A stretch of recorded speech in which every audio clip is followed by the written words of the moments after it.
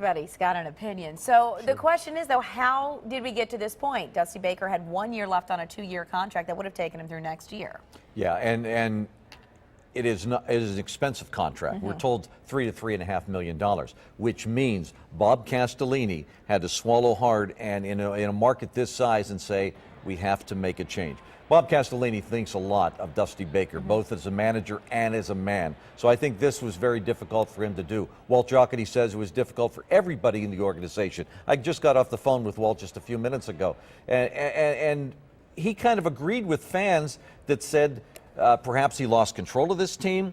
They need a different voice on this team. They have somebody else who can motivate them to do things.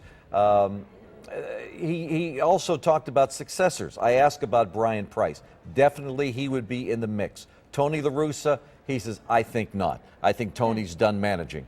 He says Brian Price would definitely be one of the candidates, but they also want to look outside the organization at some other possibilities. And, you know, Walt Jocketty kind of inherited Baker. This was not his hire. Right. So now moving forward, what exactly, I know some of the detractors at the end of the season were basically saying the team stopped playing for Baker. 5 straight losses, 6 straight to end the season. Yeah. I think Walt's task now is to get somebody that pushes the buttons a little, holds guys accountable a little bit more, but also to get a couple of players in that clubhouse that hold their teammates accountable. A little bit of fire, right. You know as well as I do, when there have been really good baseball teams in this town, there have been the Greg Vaughns, there have been the Dave Parkers, there have been the Sean Caseys, the Johnny Gomes, guys that are important in that clubhouse that act as a manager in the clubhouse.